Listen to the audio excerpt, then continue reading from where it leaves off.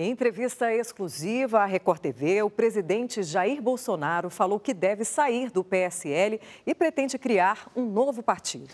Bolsonaro também comentou a reportagem que envolveu o nome dele com um dos suspeitos pelo assassinato da vereadora Marielle Franco e do motorista Anderson Gomes. Olá, boa noite a todos. Hoje é domingo e a Record TV veio ao Palácio da Alvorada conversar com o presidente Jair Bolsonaro. Muito obrigado, presidente, por nos receber. Eu gostaria de começar a entrevista falando sobre o depoimento do porteiro que ligou o nome do senhor aos assassinatos de Marielle Franco e Anderson Gomes. O senhor apresentou provas de que nesse dia estava aqui em Brasília e também gravações lá da portaria do condomínio desmentem a versão do porteiro. Esse caso, para o senhor, está encerrado ou não? Não, não está encerrado, não. Por quê?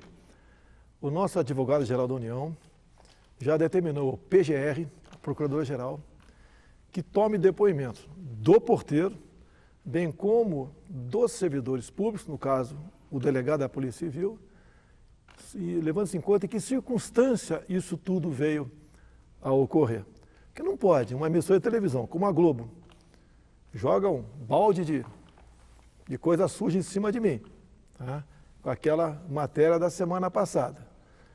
E depois fica por isso mesmo? Não. Primeiro, a Rede Globo também tem que explicar quem é que vazou um processo que corria em segredo de justiça para eles. Eu fiquei sabendo disso dia 9 agora. Agora você pode falar, eu agi em desacordo com a lei? Eu fiquei sabendo através do governador Wilson Witzel.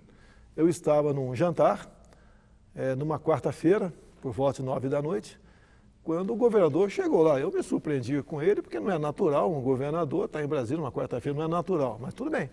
E ele se assustou comigo, me chamou num canto e disse que o processo está no Supremo. Eu falei, que processo? O processo da Marielle. O que eu tenho a ver com isso?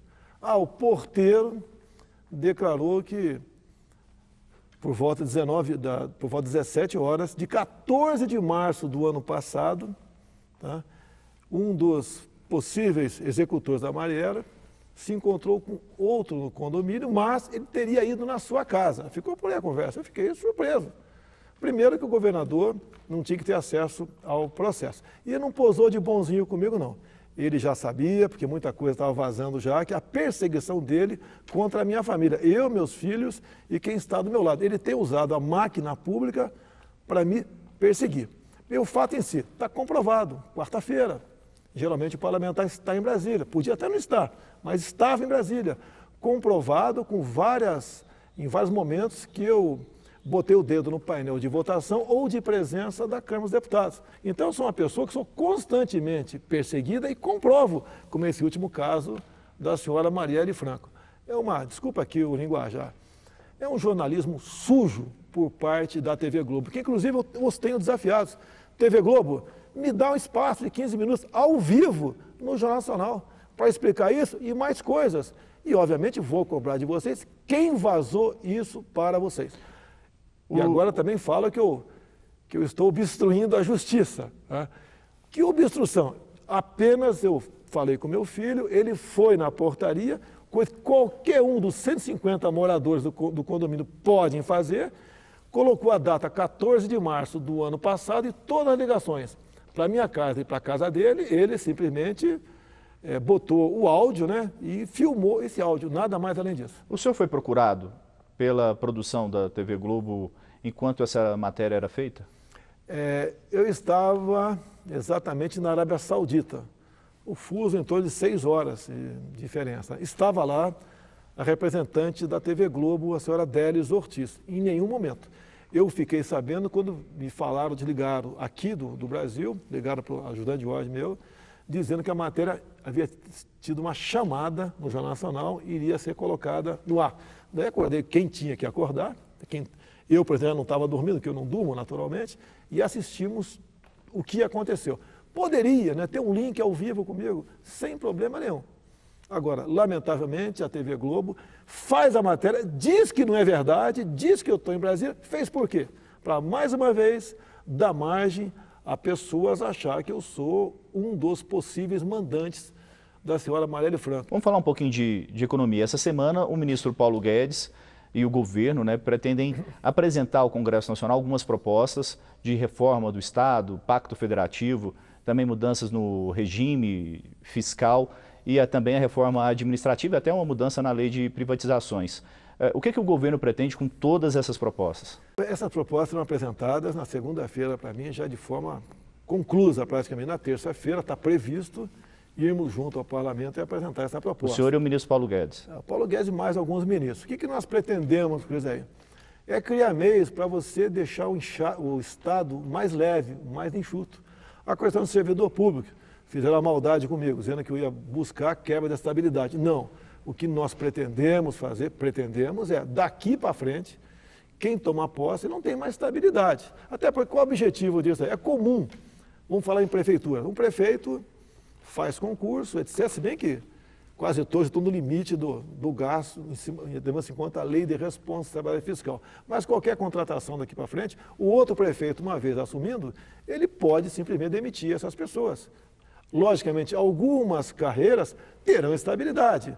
Como veio um delegado da Polícia Federal conversar comigo essa semana, acolhi o seu posicionamento, a Polícia Federal, a Polícia Rodoviária Federal, entre algumas outras forças armadas, não terão essa estabilidade quebrada. Afinal de contas, você não pode formar um garoto na Academia Militar das Agulhas Negras por 4 anos para especificamente ser militar. O cara é Forças Especiais, é comandos, é paraquedista, simplesmente mandar embora. Você não pode fazer isso. Dentro da proposta se fala em desvinculação de receitas.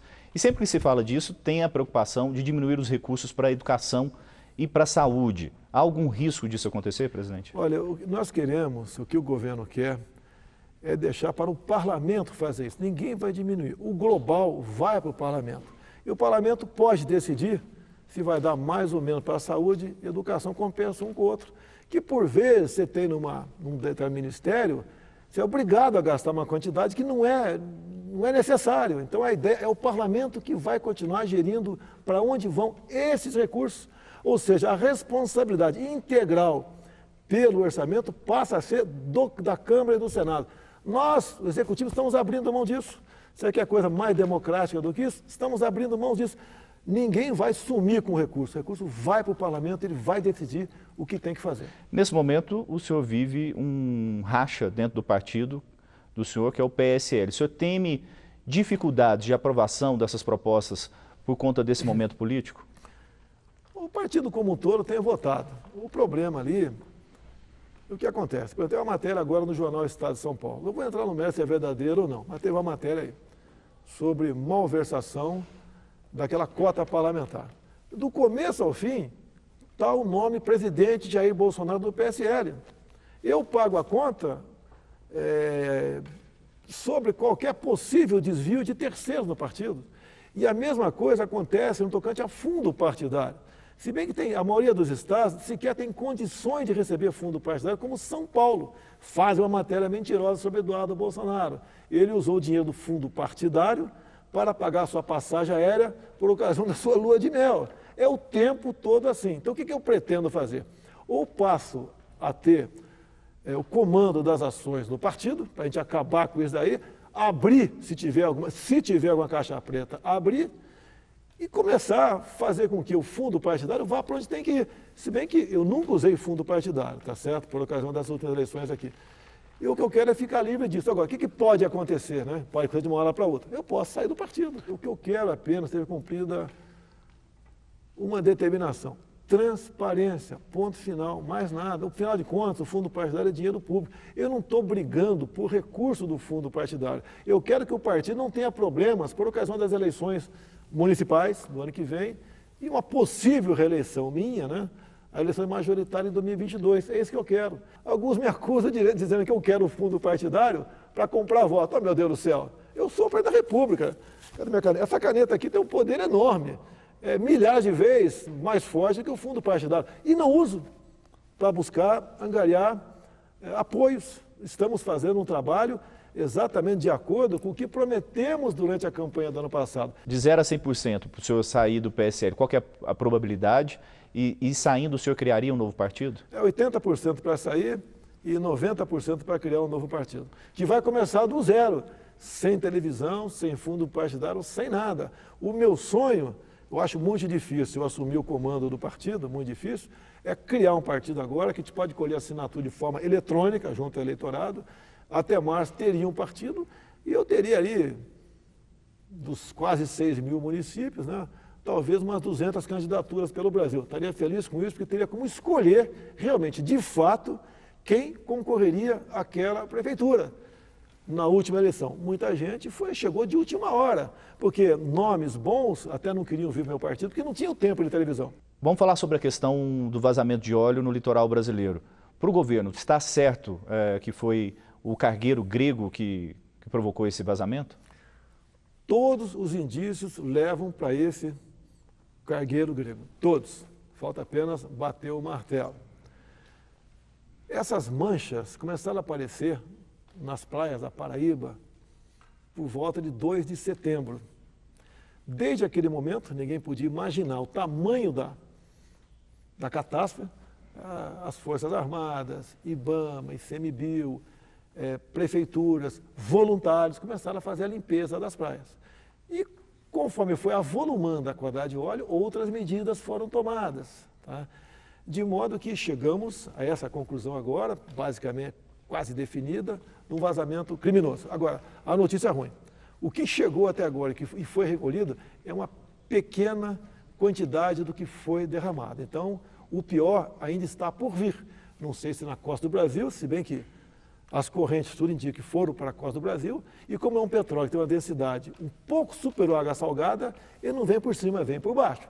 Ele pode ter passado pelo Brasil e retornado para a costa africana e para outro local qualquer. Então nós temos um anúncio ainda de uma catástrofe muito maior que está por ocorrer por causa desse vazamento, que pelo que tudo parece foi criminoso. Agora vamos falar sobre uma declaração do deputado Eduardo Bolsonaro sobre a questão do AI-5, que é o mais conhecido dos atos institucionais do período da ditadura militar. Após essa declaração, o senhor conversou com o deputado? A gente sabe que ele veio aqui ao Palácio da Alvorada hoje, o senhor conversou com ele, como que foi? Eu te pergunto uma coisa, para que serve o artigo 53 da Constituição?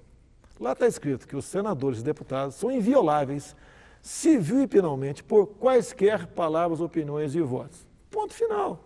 Agora, foi infeliz o garoto, puxei a orelha dele, porque falou AI-5, tivesse falado outra coisa qualquer, 10, mas o pessoal aproveita e tudo que a gente faz se potencializa. Digo, deixa bem claro, os meus filhos não me atrapalham. Sempre se fala que o problema são os filhos do senhor. Como o senhor vê esse tipo de... Muito pelo contrário, tem me ajudado muito, né, a identificar pessoas que não estão na nossa linha. Acontece, algumas onerações foram feitas no passado, trabalho que um ou outro faz, orienta, nesse sentido. Ninguém vive dentro do Palácio dizendo o que eu tenho ou não que fazer. Dizem sim projetos, propostas e também quem está fora da curva. Quem está fora da curva mudou, o Brasil mudou. Até há pouco tempo era um país onde a família não existia, onde a ideologia de gênero era uma marca, tá certo?